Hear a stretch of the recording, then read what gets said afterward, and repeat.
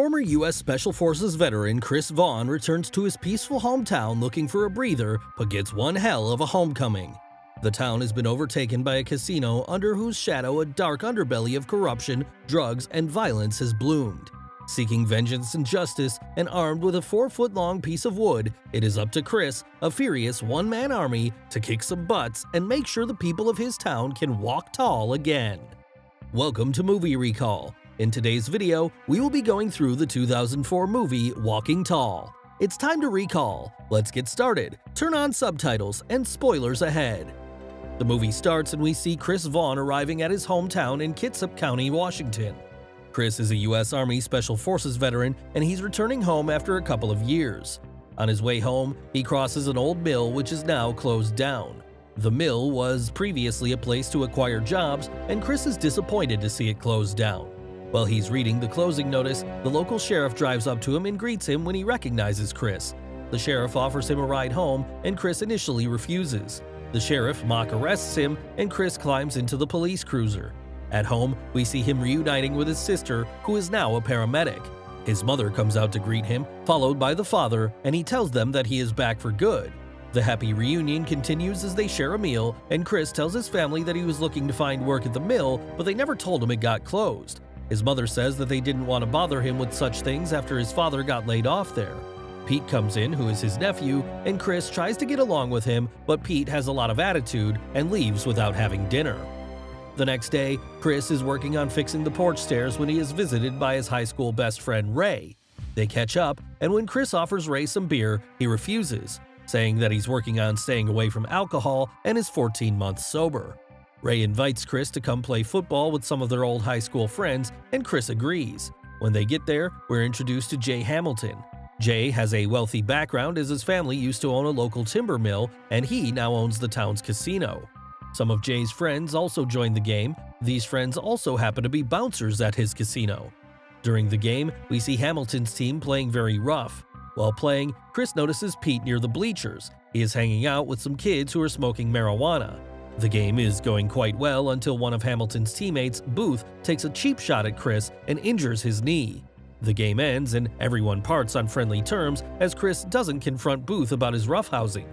Hamilton then invites Chris and his friends to come visit his casino.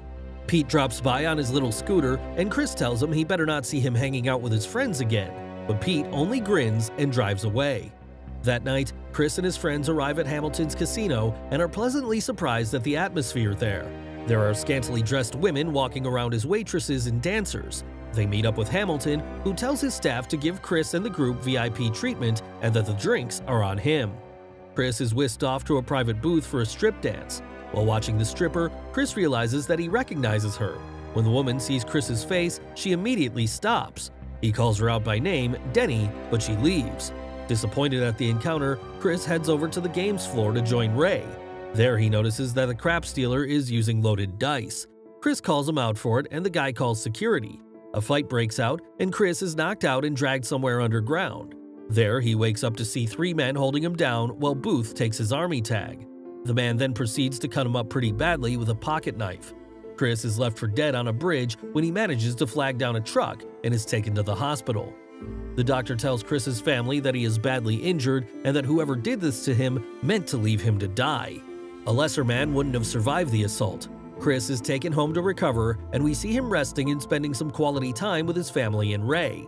Pete also looks after his uncle and even makes food for him. Over time, Chris is able to recover and start working out and eventually goes back to his daily routines. One day while Chris is doing some repairs on some old stairs, Hamilton arrives and apologizes for whatever his men did to him. He then offers him a job as the head of security at his casino, which Chris firmly refuses. Jay asks him to reconsider, but Chris tells him that this is his final answer. Hamilton then pulls out an envelope full of money and gives it to Chris as compensation for everything, but Chris, of course, refuses to accept it. Furthermore, he tells Hamilton that he will be filing a report against the casino and the attack on him. So in the next scene, Chris drives up to the police station and talks to the sheriff about the report. But to his surprise, Watkins informs him that his case has already been looked into and that there is inconclusive evidence to prosecute the men. Watkins then says that ever since the mill was closed down, the casino has become the main source of income for the town, and because of that, it is not possible to shut down the place or take action against the owner.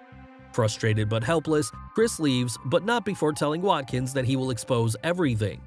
The next day, Denny comes to visit Chris, and we find out that there is romantic history between them.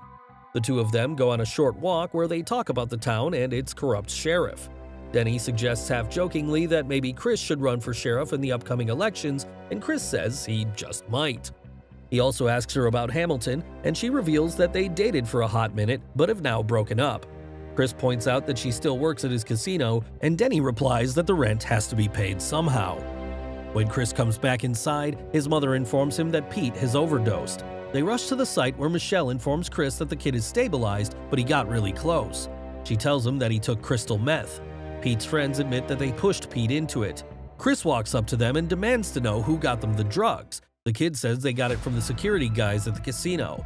Enraged, Chris drives home to get his shotgun, ignoring the words of his parents, and goes to the casino.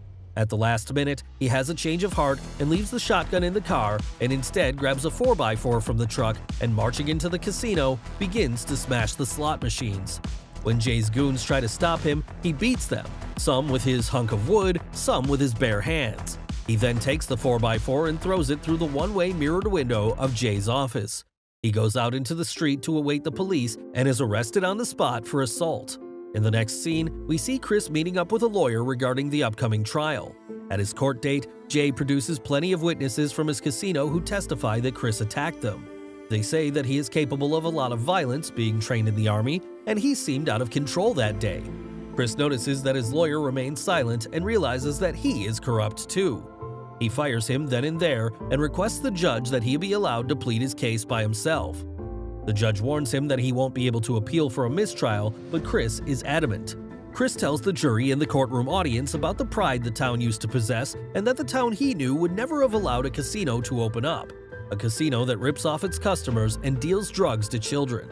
The judge warns Chris to stay on point and not give civic speeches, but Chris announces that he'll run for sheriff with the promise of eliminating the corruption gripping the town. He then shows the jury and the entire court the scars from the injuries he suffered when Jay's men beat him. Hearing all that and seeing the sight of the scars on Chris's body, the jury announces Chris is not guilty and lets him go. The whole town is overjoyed, and everyone starts chanting Vaughn to run for sheriff. We then jump in time to when Chris has already won the election and is getting ready for his first day as sheriff. He gets into his brand new sheriff truck and drives to the station, not forgetting his prized 4x4. There, Watkins tells him that he can vouch for each of the deputies as good and loyal men. Chris tells them that they're all fired and walks inside the empty police station. Later that day, Chris stops Hamilton on the road while he rides in his Porsche with his girlfriend and delivers a veiled threat. Hoffman scoffs at Chris's new authority and tries to bribe him. When Chris walks away, he smashes Hamilton's taillight, ordering him to get it fixed. After that, to expand his one-man army, Chris visits Ray and asks him to become his deputy officer. Ray refuses at first, mostly due to his history of addiction, but Chris tells him that this is exactly why he needs Ray's help, because he wants to destroy Hamilton's drug empire, and for that, he needs a loyal team. Ray finally accepts, and then we see a montage of the two of them dismantling the said empire by going after Hamilton's men one by one. Ray says that the drugs being sold are 5-star quality, meaning that they must be made at a factory. Chris says then let's just go get them, but Ray says that since the men selling the drugs are themselves clean, they need to follow the trail of the suppliers. Eventually, that trail leads them to Booth, and they're able to arrest him after finding a packet of drugs on him. To make him talk, Chris and Ray take it upon themselves to take apart Booth's customized pickup truck while Booth watches them. After a hilarious sequence, they are still unable to make Booth give them the information, but he warns them that they will get hurt. At home, Chris tries to give his dad a shotgun so that he can be safe, but he refuses. Chris leaves the gun, and they tell each other to be careful. Back at the station, Chris asks Ray to be on guard at his home because he knows Hamilton won't sit quietly after discovering that Booth has been arrested. That night, Denny visits Chris at the station, bringing him homemade dinner, and after Chris finds out that she quit her job, he kisses her. The two of them rekindle the relationship right then and there. In the morning, they're planning on getting some breakfast when Chris's truck blows up. Booth starts howling in excitement, shouting, "A truck for a truck!" The police station is under attack by none other than the ex-sheriff and the fired deputies. They open fire on Chris, not realizing that Booth is in one of the cells, a fact that Booth realizes quickly and starts calling out to Chris to help him get out. Chris makes Denny hide in the foundations of the building, handing her a gun. He then makes his way to Booth and, taking advantage of the situation, makes Booth give him information about Hamilton's drug factory. Booth admits that the drugs are made at the old timber mill, but before Chris can get him out, Booth is shot and drops dead. Along with Denny's help, Chris is able to take out Watkins and his men. Back at his home, more of Hamilton's goons had come to attack Chris's family, but Ray is there and is able to hold the fort with Pete and Michelle's help. Chris arrives and his dad shoots the last guy. After ensuring that everyone is safe, Chris drives up to the old mill where he finds an entire drug lab. He stalks deeper into the factory where he finds Hamilton waiting for him. Chris tries to arrest him, but Hamilton tricks him by opening a trap door. While Chris hangs, Hamilton hits him, saying that he should have taken up the job offer instead of trying to become a hero, because this is his town. But Chris manages to pull him and the two of them fall deeper into the depths of the factory. Hamilton manages to hit Chris and Chris falls outside, damaging his leg. He escapes into the forest nearby, pursued by Hamilton, who chases after him with an axe.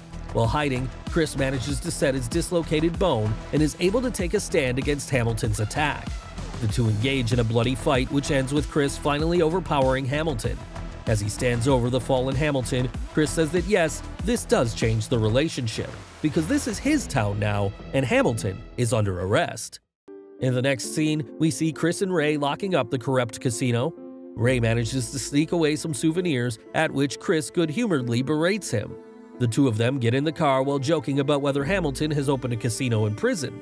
As the camera pulls away, we see that the old timber mill has been reinstated, providing employment for the citizens.